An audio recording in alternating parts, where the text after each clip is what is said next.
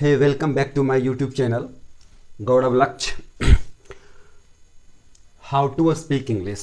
Today we are talking about the third form of present tense, that is called present perfect tense. Okay, and today I am also talking about the difference between present perfect tense and simple past tense. You can also say it past indefinite. Okay, because some of my dear friends also comments and ask me, sir, there is some confusion and some problems to face the difference between present perfect and simple past. So today we are talking about the present perfect and past indefinite. Okay, पर इससे पहले मैं present perfect tense और past indefinite tense को समझ लेते हैं, उनके स्ट्रक्चर को जान लेते हैं. Thereafter I am talking about the difference between present perfect and past indefinite simple past tense. Okay, so first of all we are talking about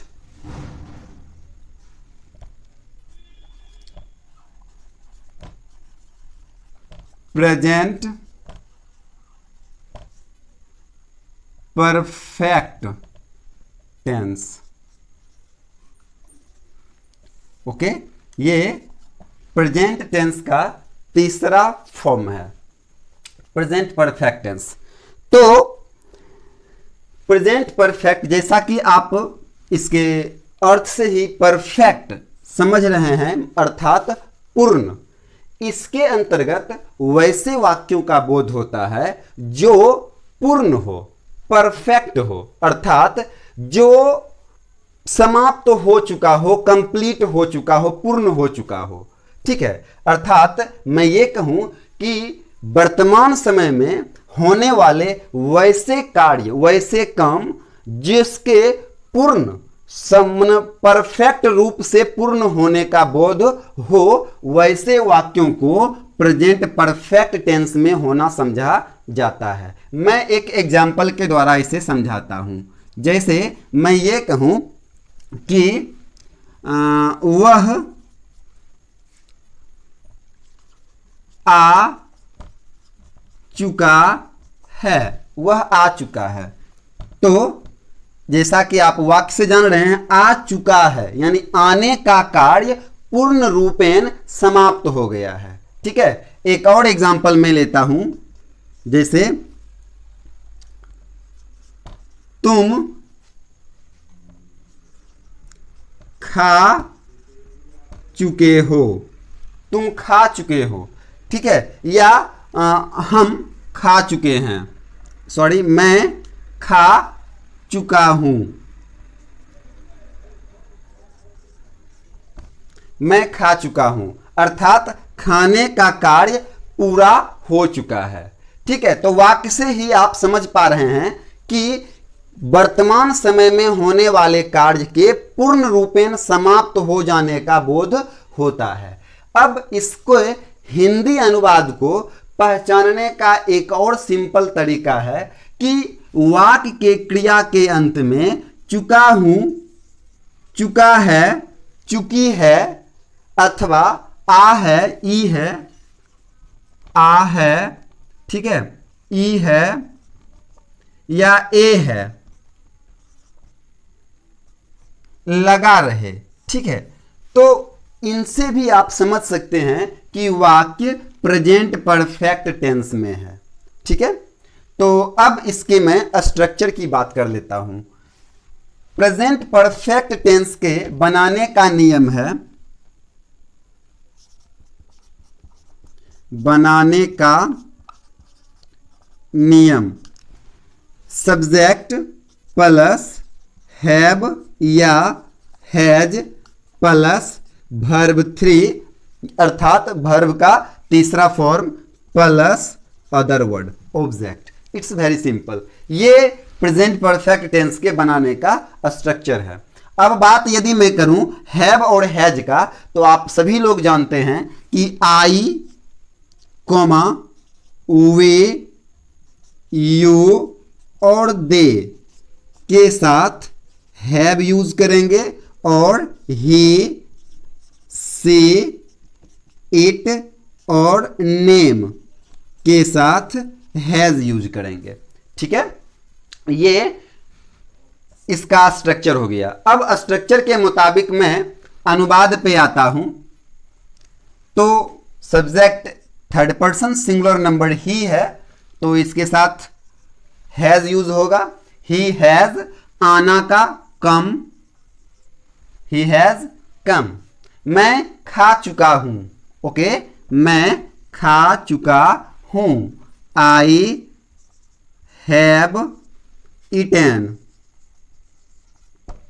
any problem? ये बहुत सिंपल है। अब इसके बाद यदि अदर वर्ड होता, object होता, तो वो ऑब्जेक्ट यहां पे लिखा जाता। ठीक है, तो ये आपका प्रेजेंट परफेक्ट टेंस का स्ट्रक्चर है अफर्मेटिव का। ठीक है, अब मैं इसके निगेटिव और इंट्रोगेटिव का बात कर लेता हूं, तो आप अब इसे समझिए निगेटिव और इंट्रोगेटिव फॉर्म में। प्रेजेंट परफेक्ट टेंस का निगेटिव फॉर्म बनाने का स्ट्रक्चर हो जाएगा सब्जेक्ट प्लस हैव या has plus note plus verb 3 plus other word. ठीक है, एक एग्जांपल ले लेता हूं, जैसे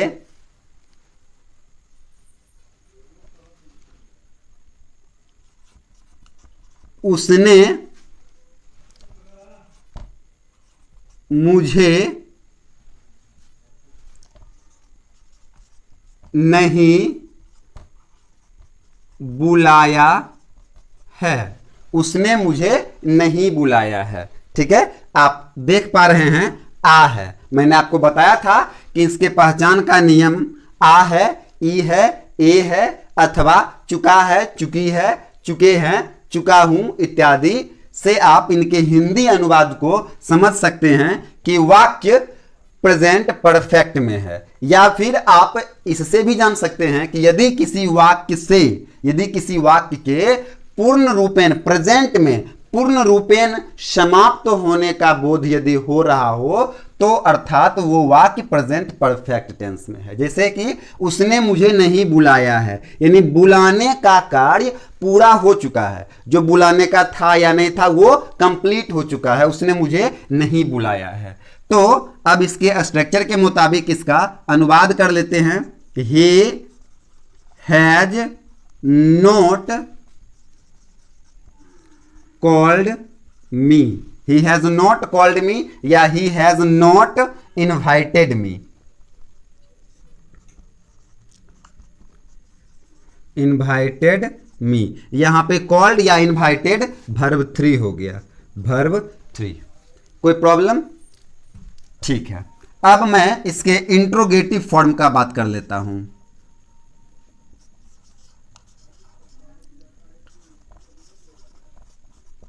इंट्रोगेटिव फॉर्म का, तो इंट्रोगेटिव फॉर्म के स्ट्रक्चर की यदि मैं बात करूं, तो बस जैसा कि आप जानते हैं कि इंट्रोगेटिव फॉर्म में क्या करता हूं कि हम लोग हेल्पिंग वर्ब को सब्जेक्ट से पहले रख लेते हैं। ठीक है, तो बस वही करेंगे।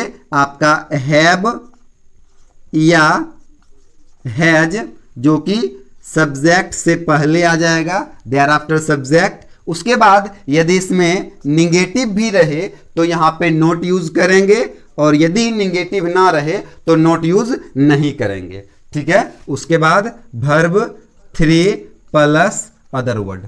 It's very simple. अब मैं इसके एग्जाम्पल की बात कर लूं, तो मैं एक एग्जाम्पल के द्वारा इसे बतला देता हूं। आप लोग इसके बाद और भी 5-10 अनुवाद पे आप प्रैक्टिस कीजिएगा, क्योंकि बिना प्रैक्टिस का आप जो है सो केवल मैं यहाँ पे चूंकि वीडियो बहुत अधिक लंबा ना हो इसलिए केवल 1 या 2 एग्जाम्पल के द्वारा आपको समझा रहा हूं, लेकिन आप इन पे जरूर से जरूर जो है सो 10-20 अनुवाद पे प्रैक्टिस कर लीजिएगा, बोलने का भी और लिखने का भी। ठीक है, तो अगला एग्जाम्पल लेते हैं। क्या तुम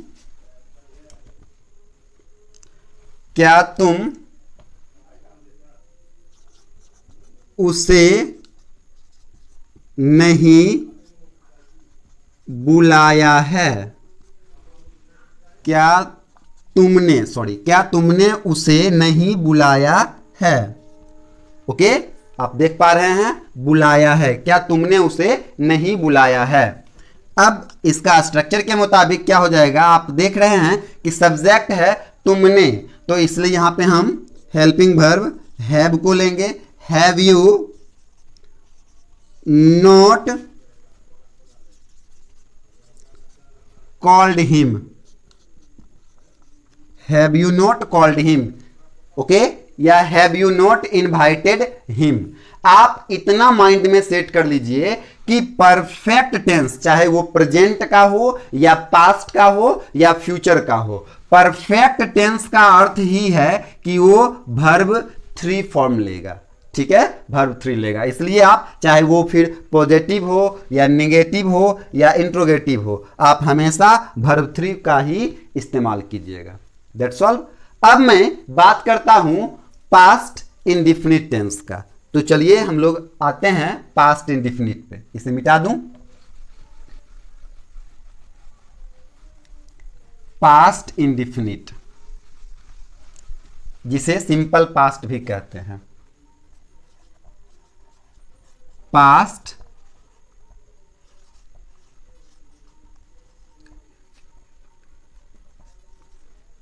इंडेफिनिट टेंस।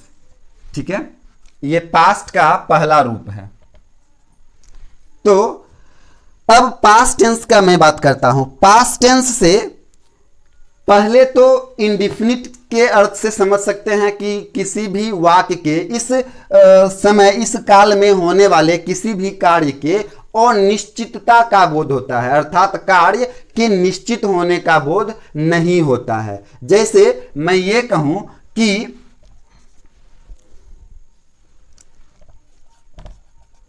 उसने मेरी मदद की, उसने मेरी मदद की।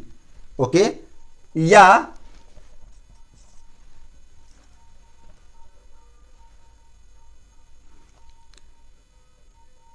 वह मेरी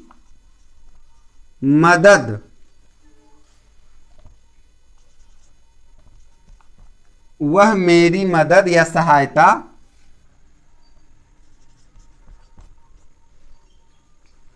करती थी, वह मेरी मदद करती थी।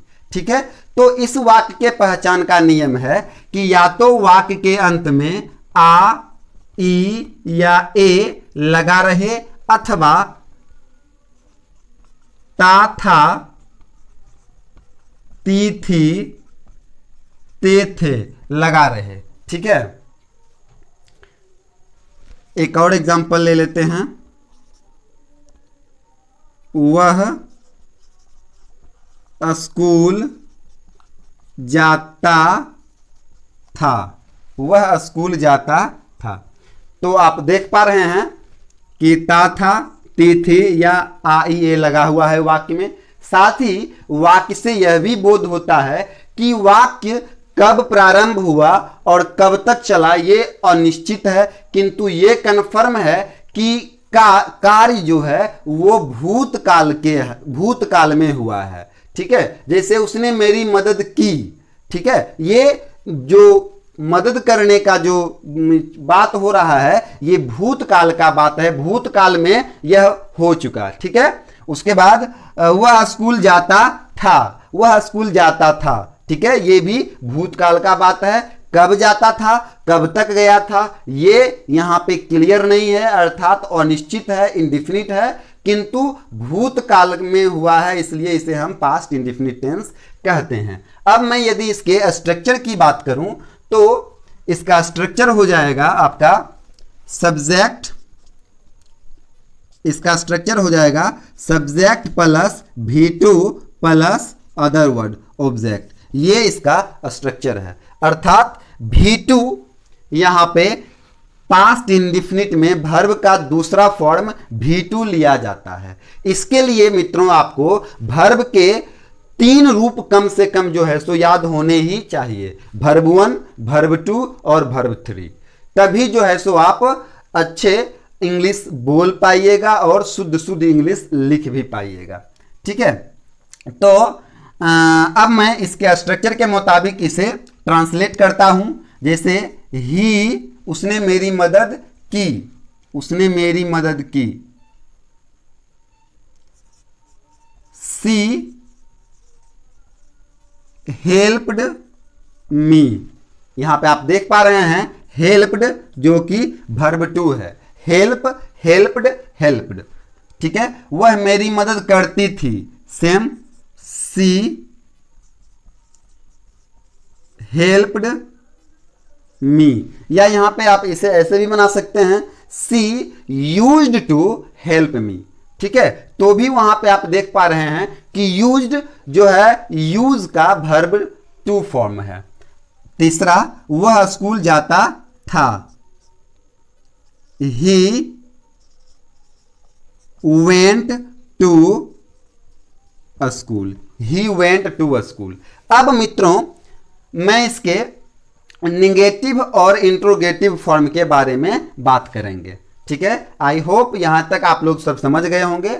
ये वाक्य चाहे कितना ही लंबा क्यों ना हो, परंतु इसके बनाने के स्ट्रक्चर सेम ही रहेंगे और इसको आइडेंटिफाई करने के नियम भी सेम ही रहेंगे।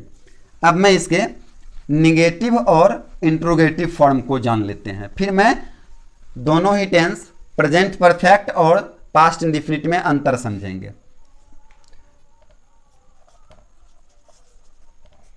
निगेटिव, ठीक है, जब मैं इसके निगेटिव फॉर्म की बात करता हूं तो यहां पे इसका स्ट्रक्चर सब्जेक्ट के बाद डिड प्लस नोट या डिडंट भी आप यूज कर सकते हैं, did plus note plus verb 1 plus other word. यहां पे आप देख पा रहे हैं कि जब मैंने डिड का इस्तेमाल किया तो जो वर्ब 2 का प्रयोग हुआ करता था पास्ट इंडेफिनिट में, वो अब वर्ब 1 का होने लगा है। ये आप लोग माइंड में बिल्कुल सेट कर लीजिए कि पास्ट इंडेफिनिट के निगेटिव और इंट्रोगेटिव फॉर्म में वर्ब 1 का ही प्रयोग किया जाता है। ऐसा इसलिए क्योंकि यहां पे हमने डिड जो कि डू का, डू जो वर्ब 1 है इसका वर्ब 2 डिड होता है, यहां पे मैंने वर्ब 2 डिड का इस्तेमाल कर चुका है, इसलिए यहां पे वर्ब की पहली अवस्था का प्रयोग हम लोग करेंगे। ठीक है, दैट्स क्लियर। अब मैं इसके एग्जाम्पल को समझता हूं। जैसे कि मैं ये कहूं कि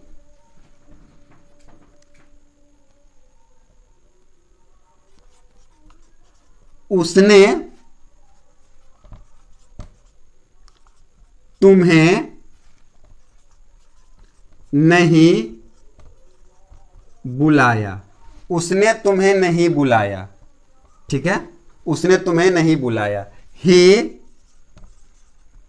did not call you, he did not call you. Okay, that's clear. ये बहुत ही सरल है।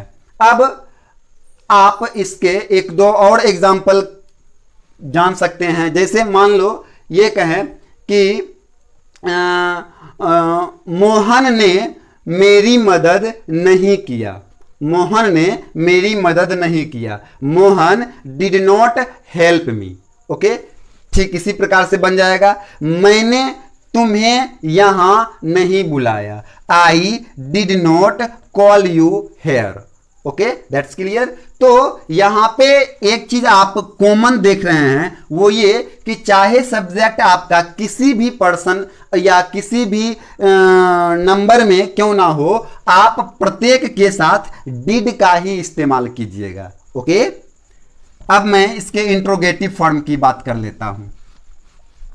इंट्रोगेटिव वीडियो थोड़ा लंबा हो जाएगा, पर ये आपको अलग से समझना ज्यादा जरूरी था। इंट्रोगेटिव फॉर्म, इंट्रोगेटिव फॉर्म में क्या करेंगे कि हेल्पिंग वर्ब डिड को हम सब्जेक्ट से पहले लिख लेंगे। उसके बाद यदि इसमें नोट भी रहे तो यहां पे आप नोट दीजिए या डिडंट शुरू में ही लिख दीजिए, plus verb 1 plus other word. तो ये स्ट्रक्चर है। अब यदि इसमें क्वेश्चन वर्ड भी आया हो, जैसे क्या, क्यों, कहां, कैसे, ठीक है, व्हाई, व्हेन, हाउ, वेयर, तो इसके पहले आप उस क्वेश्चन वर्ड को रख सकते हैं। ठीक है, अब मैं जैसे एक एग्जाम्पल ले लेता हूं, एक दूसरे टाइप का एग्जाम्पल ले लेता हूं ताकि इसी बहाने 3-4 एग्जाम्पल आ जाए। जैसे क्या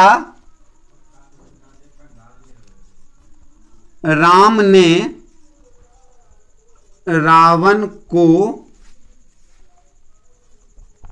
मारा। क्या राम ने रावण को मारा? रावण को मारा।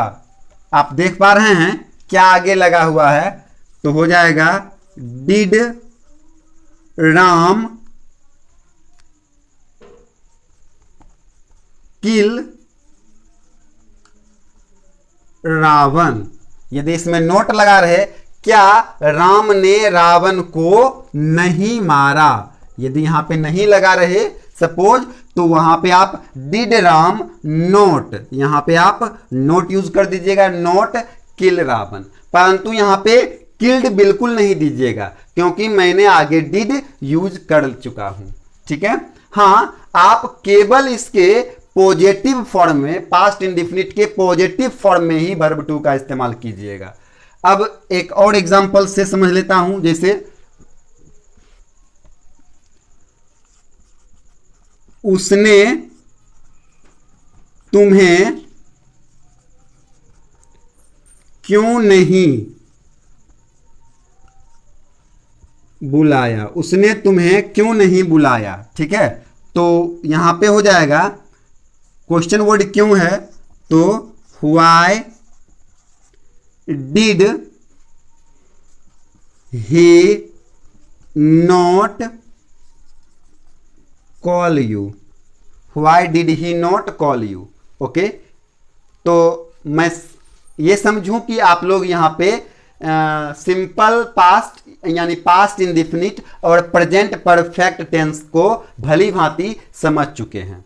ठीक है, अब मैं 1-2 एग्जाम्पल के द्वारा दोनों ही वाक्यों में अंतर बतलाता हूं। एक तरफ हम प्रेजेंट परफेक्ट को ले लेंगे और दूसरी तरफ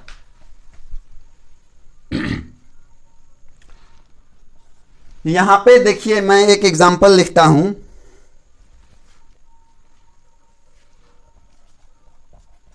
मेरा भाई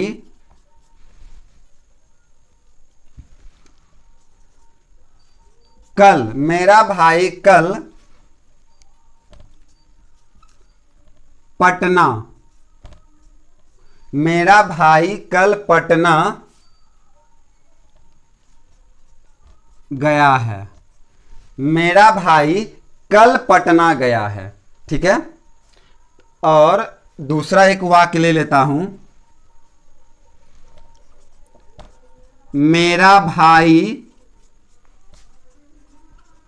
पटना गया है। ओके, तो ये 2 तरह का वाक्य मैंने लिया है, दोनों ही वाक्यों में गया है लगा हुआ है। तो एक्चुअली कंफ्यूजन यहीं पे होता है मेरे प्रिय मित्रों। यहां पे वाक्य के हिंदी अनुवाद के, हिंदी पहचान के नियम के अनुसार यहां पे बच्चे या मित्रों ये देखते हैं कि गया है अर्थात आ है, ई है, ए है, लगा हुआ है अर्थात वाक्य जो है वो प्रेजेंट परफेक्ट में है, परंतु ऐसा नहीं है। ये कहीं ना कहीं मुझे प्रेजेंट परफेक्ट के जैसा जरूर लग रहा है, परंतु यहां पे कल जो कि एक पास्ट इंडिफिनिट को आइडेंटिफाई कर रहा है, इंडिकेट कर रहा है, ठीक है। तो इसलिए मेरा भाई कल पटना गया है, ये जो है ये पास्ट इंडिफिनिट हो गया, पास्ट इंडिफिनिट हो गया। और वहीं दूसरा मेरा भाई पटना गया है, ये प्रेजेंट परफेक्ट हो गया, प्रेजेंट परफेक्ट, ठीक है। तो केवल और केवल आ है, ई है, ए है या फिर चुका है, चुकी है, चुके हैं को देखकर आप ये नहीं कह सकते हैं कि वह वाक्य प्रेजेंट परफेक्ट में है, ठीक है। अब यहां पे ता था, ती थी नहीं भी है तो भी ये वाक्य पास्ट इंडिफिनिट को इंडिकेट करता है, पास्ट इंडिफिनिट कहलाता है, क्योंकि यहां पे भूतकालीन समय सूचित कर रहा है। कल मेरा भाई कल पटना गया है, यानी काम जाने का, पटना जाने का काम तो समाप्त हो चुका, पूर्ण हो चुका, जिससे ये तो पता चलता है कि ये प्रेजेंट परफेक्ट में है, किंतु चूंकि इसके साथ पास्ट को बतलाने वाले वर्ड यहां पे आ रहा है कल, यस्टरडे, इसलिए यस्टरडे में भूतकाल में कोई कार्य पूर्ण रूपेण समाप्त हुआ हो अर्थात वो पास्ट इंडिफिनिट या सिंपल पास्ट टेंस कहलाएगा। जो ये नहीं, इससे ये पता चलता है ये वाक्य आपका प्रेजेंट परफेक्ट नहीं है, तो इसलिए इसे मैं बनाऊंगा my brother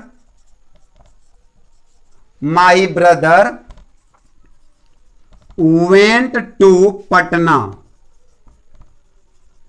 my brother went to Patna yesterday, ठीक है। यदि यहां पे आप इस तरह बनाते हैं my brother has gone to Patna yesterday, तो ये वाक्य आपका गलत साबित होगा, ठीक है।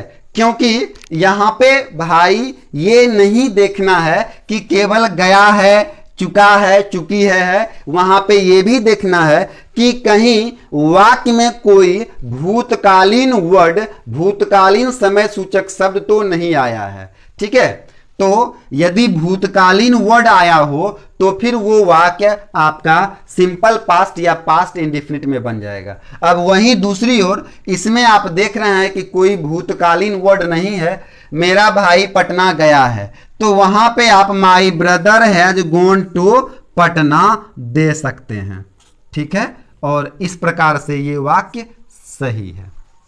तो प्यारे मित्रों, मुझे लगता है कि अब आप इसे आसानी से समझ गए होंगे। इसके लिए एक और एग्जाम्पल मैं आपको दे देता हूं।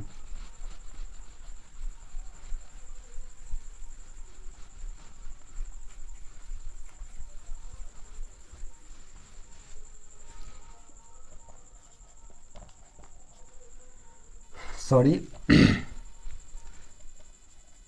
वह आज शाम, या इस सप्ताह देते हैं, वह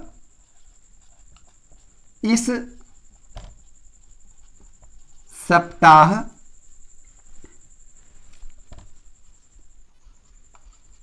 दिल्ली गया है, वह इस सप्ताह दिल्ली गया है। वहीं दूसरी ओर एक और वाक्य ले लेते हैं, वह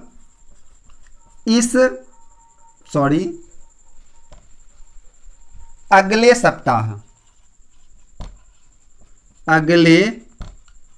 सप्ताह दिल्ली गया है। ठीक है, दोनों ही वाक्यों में केवल इतना अंतर है कि यहां है इस सप्ताह, यहां है अगले सप्ताह। ठीक है, बस केवल और केवल इतने से अंतर के लिए ये वाक्य, ये आपका प्रेजेंट परफेक्ट ही रह जाता है और ये वो आपका पास्ट इंडिफिनिट हो जाता है। ठीक है, और ये प्रेजेंट परफेक्ट रहता है। बस इतना सा अंतर के लिए। अब आप कहिएगा कि ऐसा क्या है, तो इस सप्ताह दोनों ही वाक्य पूर्ण रूपेण समाप्त हो चुका है, दिल्ली जाने का कार्य समाप्त हो चुका है, लेकिन इस सप्ताह दिल्ली गया है, अर्थात इससे यह बोध होता है कि यह सप्ताह, जो ये वीक जो अभी चल ही रहा है, जिसका संबंध अभी वर्तमान से है। ठीक है, इसलिए ये आपका प्रेजेंट परफेक्ट में बनेगा। और वहीं दूसरी ओर अगले सप्ताह अर्थात लास्ट वीक, जिससे ये पता चलता है कि अगला सप्ताह जो समाप्त हो चुका है, लास्ट वीक जो समाप्त हो चुका है, जो भूतकाल का बात है। ठीक है, तो यदि आपको वाक्यों में यस्टरडे या फिर बिफोर या फिर एगो इत्यादि देखने को मिले, तो वैसे वाक्यों को आप भली भांति समझ जाइएगा कि ये वाक्य पास्ट इंडिफिनिट यानी सिंपल पास्ट टेंस है। फिर चाहे उसमें आ है, ई है, ए है, चुका है, चुकी है, चुके है क्यों ना लगा हुआ हो। तो बस यही थोड़ा सा कंफ्यूजन जो होता है वो प्रेजेंट परफेक्ट टेंस और पास्ट इंडिफिनिट टेंस के बीच थोड़ा सा कंफ्यूजन हो जाता है। तो मेरे मित्रों, मैं समझता हूं कि आप इसे भली भांति समझ चुके होंगे। मैं इसे ट्रांसलेट कर देता हूं। He has gone to Delhi this week. ठीक है, और दूसरी ओर he went to Delhi last week। ठीक है, तो प्यारे मित्रों, यदि आप इसे भली भांति समझ चुके हैं और यदि आप मेरे इसी प्रकार हर एक वीडियो को देखना चाहते हैं और कम से कम समय में अंग्रेजी बोलना और एक अच्छे इंग्लिश स्पीकर बनना चाहते हैं, तो आप हमारे चैनल गौरव लक्ष्य को सब्सक्राइब कर लीजिए और उसके बगल वाले बेल आइकन को प्रेस कर लीजिए ताकि मेरे हर वीडियो का नोटिफिकेशन आपके मोबाइल में पहुंच सके और आप इसी तरह हमारे सीरीज बाय सीरीज आने वाले सभी अपकमिंग वीडियोस को आप देख सकें और लाभ उठा सकें। और साथ ही अपने सभी मित्रों या क्लासमेट जो इंग्लिश बोलना चाहता है, कम से कम समय में अंग्रेजी सीखना चाहता है, उसे भी आप मेरा यह वीडियो जहां तक संभव हो सके शेयर करें ताकि हर लोग जहां तक संभव हो अधिक से अधिक लाभ उठा सके। Thank you.